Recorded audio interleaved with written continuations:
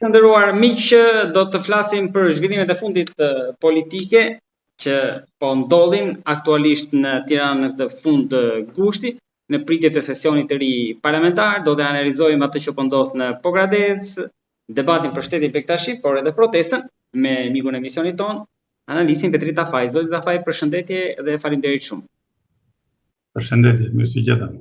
Mirë se erdhët. Zoti Tafaj, kjo është dita e dytë që kryeministri ka mbledhur fillimisht partinë, pastaj qeverinë në Pogradec, deri tani është lançuar në media një nismë e re që do të quhet Pasqyra Albania. Në këtë nismë, e cila sipas kryeministrit do të çajë hallet e problemet e qytetarëve, do të jetë si një pako postale tha ai, gjitha institucionet, ku çdo qytetar mund të nisë hallet e problemin që ka aty, të ankohet pranë administrata, parashtroj, të kërkoj zgjidhje, edhe më pas kjo do jetë ndarë në dy seksione. Së pari, seksioni i parë, drejtimi i parë, flamingoja, që do bëhet ankesa, pra simbolika që ja ka marrë protestës, dhe së dyti do jetë radari që do të ndjek të gjithë ecurinë, gjurmimin e zgjidhjes së problemit, si kanë reaguar institucionet, si janë përgjigjur, kush është përgjigjur edhe kush jo. Për kryetarin e PD-s Sali Berisha kjo është një diellë e dytë, ndërkohë që edhe segmentet tjera të opozitës e kanë cilësuar si mashtrim, si vjedhje, si diçka, si një fasad tjetër të kryeministrit. Ju si mendoni së pari për atë që po ndodh këtë mbledhje atje, edhe së dyti, kjo mbledhje do të pasohet edhe nga një asamblee që do të mbledh Partia Socialiste. Ne jemi mësuar që në asambletë së kaluarës ke pasur dhe ndryshime qeveri. Mendoni që do të ketë ndryshime qeveri të fund gushtit fitim shtatori? Ka mundësi të ketë ndryshime, por gjitha kjo që bën Rama është thjesht një makjazh, ose thënë anglisht është make-up, gjë tjetër nuk është, sepse administrata aty ka qenë, problemet akuj ka patur, po donte zgjidhte, po dem tani nuk kanë patur vullnetin, të dëshiren të punojnë për këtë popull. Pra nuk është ndryshimet qeveri mund t'i bëj, po janë të njëjtat për persona, gjithë ato anëtarët e asamblesë që fundi kam një qëndrim, një brymosje, janë shumë të korruptuar dhe nuk kanë besim, nuk gëzojnë besimin e shqiptarëve më. Tani më tutje do t'ja lëm kohës. Pra ju mendoni që Rama nuk arriti ta rishpik veten edhe me këtë Pasqyrë Albania, pra këtë nismë të re? Nuk besoj.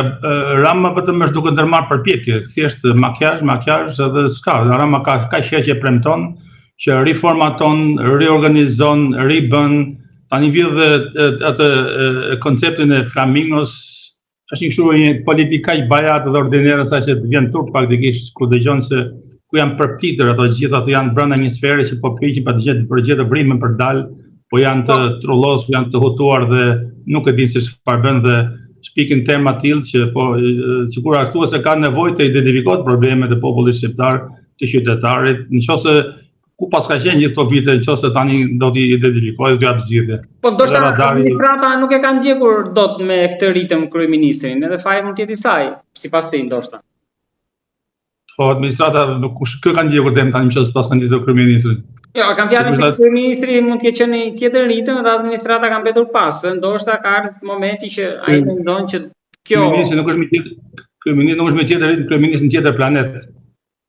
Nuk ka lidhje fare me hallet e shqiptarëve kryeministri. Kryeministri është po afron Shqipërinë drejt huajve edhe po largon nga shqiptarët, kështu që janë thjesht përpjekje për dal nga situata, thjesht për të mashtruar njerëzit naiv, i mështron se i ka në tava dhe i ka gatshëm, si të dojë dhe njerëzit e dorë trokasin, por unë nuk kam patur në besim gjithë vite dhe koha më ka thënë drejt që është thjesht një mashtrues që manipulon, manovron, riorganizon, rishfaqet, kështu që një shqiptar me inteligjencë minimale duhet ta kuptojë që ai nuk është kryeminist i shqiptarëve, duhet ikur e ka bërë balt, jo balt, po e ka bërë më shumë se balt.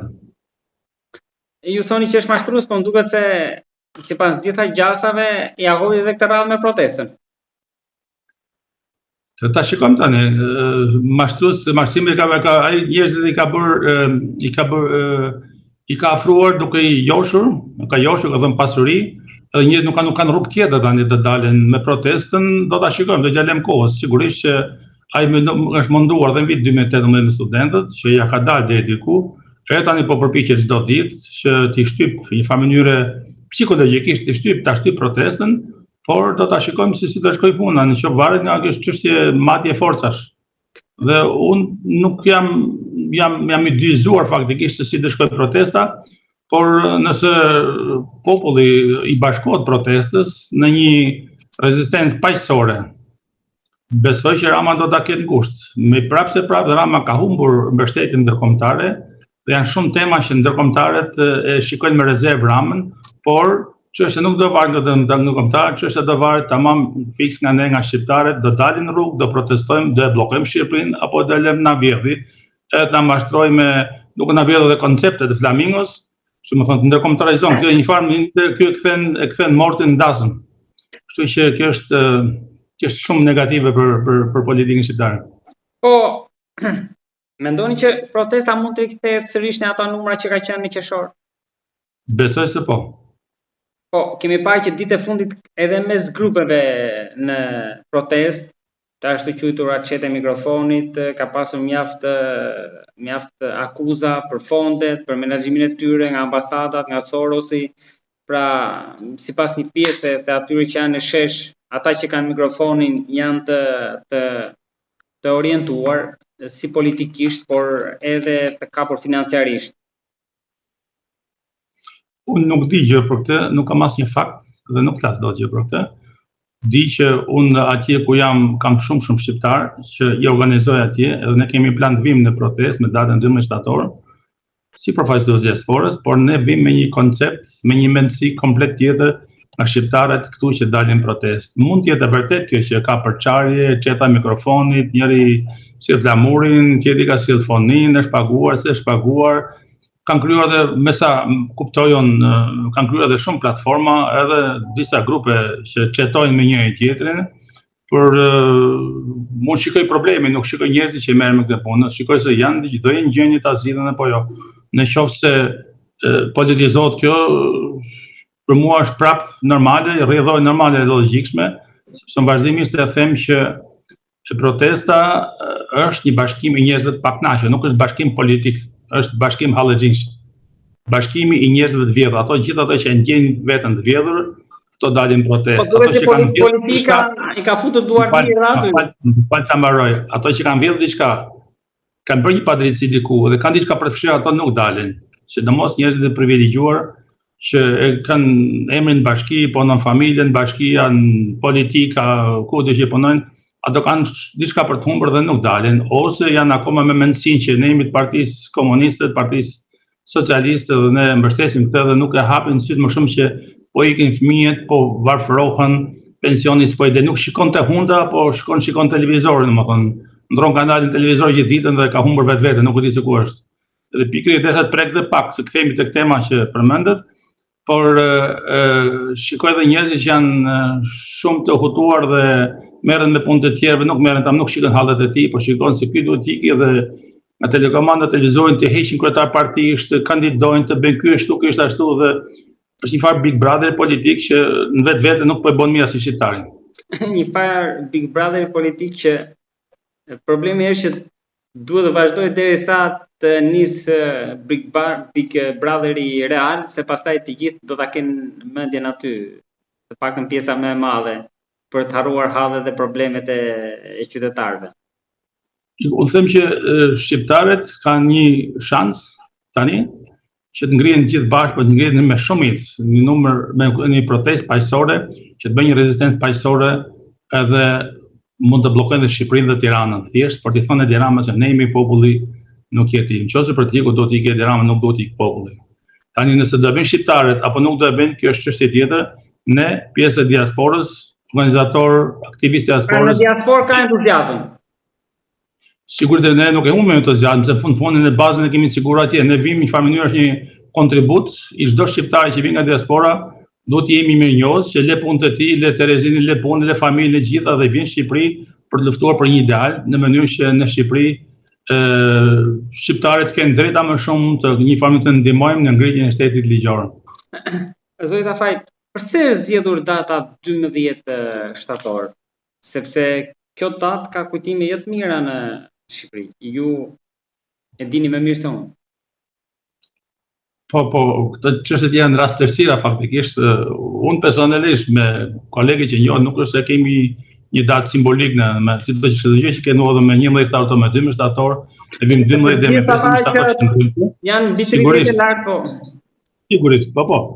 Por shtatori është momenti kur kthehen studentët, shtatori është momenti që baba ka ikur, shtatori është momenti që fillon parlamenti punë dhe një farë mënyrë duke i bashkëtuar gjithë një mesatar gjithë, 12 shtatori është një ditë që edhe nëse do ketë diçka që do ndodh diçka, është moment impulsiv, është moment kthimi nga pushimet, që do ketë shumë energji besoj dhe do ta shikojmë se ç'do ndodh. Pra, ju e keni vendosur, domethënë edhe simbolikisht datë, pra kjo është rikthimi i tretë i diasporës 12 shtator për të larguar Ramën, data e largimit të kryeministrit. Ne gjithmonë do ta largojmë Ramën, por ne nuk duhet ta largojmë me dhunë. Kjo është dallimi i diasporës edhe shumë shqiptarëve që shqiptarët me të vërtetë nuk janë budallë që dalin çdo natë në protestë, edhe këto që angazhohen çdo natë në protestë. Ju jemi shumë mirë njohur sepse lënë familjet, lënë qetësinë e tyre, lënë punën e tyre, pjesë minutat e jetës tyre që vënë i kalojnë protestë, jo për sport, por i kalojnë sepse me të vërtetë e ndjejnë hallin, edhe janë më të çliruar nga emocionet dhe më të emancipuar si njerëz që janë të gatshëm të protestojnë edhe për tjerët. Kështu që ne që vim nga diaspora, ne mbarojmë pushimet, kemi ikur në vend, ne përmerrem me vazhdim me organizimin, me pjesën tonë të organizimit, por duhet edhe një punë shumë e madhe për të bashkërenduar dhëmbët e ingranazhit të diasporës me grupin organizator. Ashtu siç thatë dhe ju, që grupi organizator ka një dinamikë të brendshme, disa grupe secili duhet tutet në vend parë, po çështja është që duhen të lënë gjitha këto inatet me rit, më në fund mbi gjitha ka rëndësi Shqipëria, nuk ka rëndësi se kush është i pari, kë organizon, çfarë merite ka, që ka merite, domethënë gjithë ato që ngrihen duhen të rrisin yjet në spaleta, besoj që nuk janë në vendin e duhur, nuk duhet shikojnë se çfarë grade do kenë në drejtimin e protestës. Në fundit është vetëm një protestë, nuk është parti politike, nuk është se ka një perspektivë që nga kjo protestë dali një parti e madhe që të jenë të para, të jenë aty dhe i bëj thirrje faktikisht një farë mënyrë edhe përmes këtij diskutimi që gjithë ato që merrin drejtimin të mendojnë përpara se të krijojnë sherrre, të krijojnë tumnaj, sepse sa më shumë sherrre të krijojnë, aq më pak të besueshëm do jenë ato, edhe një farë mënyrë çojnë dëm edhe mundin dhe djersën edhe kohën e jetës së gjithë protestuesve të Shqipërisë. Në fakt në Shqipëri protestojnë ka shumë herë më shumë protestues se sa dalin në bulevard. Këtë më besoni mua sepse unë njoh shumë njerëz, por një farë mënyrë protesta nuk ka arritur t'i bindë akoma, nuk ka dalë me program, nuk ka dalë me emra, nuk është shfaqje, domethënë. Në fundit duhet të unifikohen grupet. Nëse nuk unifikohen grupet, jemi ne gjithë shqiptarët që humbim. Ato duhet të jenë të ndërgjegjshëm për peshën që kanë marrë për të drejtuar protestën, se kush po drejton protestën është një pjesë shumë e rëndësishme e drejtimit të Shqipërisë. Zoti Tafaj, si e keni parë këtë idenë që është rikthyer për krijimin e shtetit Bektashi? Tani kemi edhe detaje madje edhe për monedhën, e më the dhe të thash, pra duket sikur ka hyrë në hapa konkret. Po, duket që ka një strukturë shumë qartë, një plan shumë serioz, por nga ana tjetër shikoj që shqiptarët janë gjithë në gjumë lidhe me këtë. Shteti Bektashian nuk është se Bektashi këtu ju mungon tempulli i lutjes, ose ju mungon të drejtat, ose duket një dorë shumë e gjallëzuar nga jashtë me mbështetjen e Edi Ramës dhe gjithë socialistëve që japin votën e Edi Ramës për krijimin e shteti. Mos është një plan i huaj këtu në një shtet që mund të ketë interes? Këtë mendim kam që është një shtet që ka interes jo për Bektashin, po ka interes për veten e tyre, do të krijojë të shtyjë përpara, të krijojë një shembull në mënyrë që pjesa tjetër, domethënë enklava tjetër të ketë mundësi të vërë këmbë diku në shkallë për të ngjitur shkallën sipër dhe për të na pushtuar komplet ideologjikisht mbas edhe nga ana fetare dhe mbas edhe më shumë. Pra shikoni si hapin e parë të pushtimit të Shqipërisë këtë? Është një skenar shumë i errët për Shqipërinë. Kaq mund të them, është një trena shumë i errët për Shqipërinë, pjesa tjetër do vinë më vonë, por unë shikoj si shumë skenar të errët të planit dhe këtë shpejtësinë e ecjes përpara të mënyrë të fshehtë të ngritjes në shteti Bektashi, sepse faktikisht nuk bëhet fjalë për Bektashin, po besoj që është një plan shumë më i gjerë dhe shumë më i vështirë pas Bektashime. Çfarë pra tek pushtimi prapë keni idenë, ajo që fshihet pas? A hapi parë e kësaj enklave që mund krijimi një precedenti i një shteti brenda shtetit. Do të thonë i ka dhënë Bektashimve të drejtë një shtet brenda shtetit, do vinë dhe pakica tjera që do kërkojnë një të drejtë. Pra, nga të tjera nga veriu në jug, se në jug kemi asociacione që kërkon krejtësia të komunave.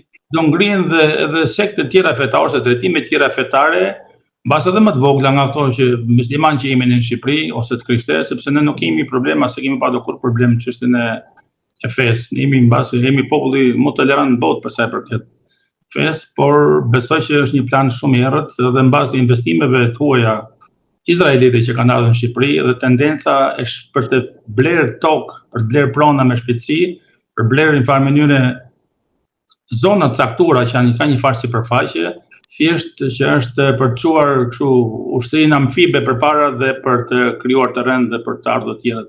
Unë nuk do ta dramatizoj, por gjitha ato dyshime që kemi patur muaj përpara, tani nga dalë po faktorizohen edhe po dalin në hije. Çështja se shumë shqiptarët akoma kanë mendjen që rrofte dirama dhe nuk po shikon më tutje. Është fatkeqësi shumë e madhe kjo. Sidomos e socialistëve që për një copë buk i binin e diramës dhe bëjt çfarë do e dirama, vendi është i gjithë dhe nuk është vetëm i diramës, nuk është i socialistëve, është i gjithë shqiptarëve. Pra po thoni që është Izraeli pas, që po sjell përpara këtë strukturë. Nuk jam pjesë e kësaj politike, nuk kam asnjë zënë të fshehtë që unë e di dhe tjerë nuk e din. Por faktet po që po ecën me shpejtësi krijimi i shtetit Bektashian me pasaport, me kufi, me strukturë shteti, me privilegje dhe nëse vendimi i parlamenti në shumicë do ketë një farë mënyrë edhe njohje ndërkombëtare dhe nuk e çbon dot më.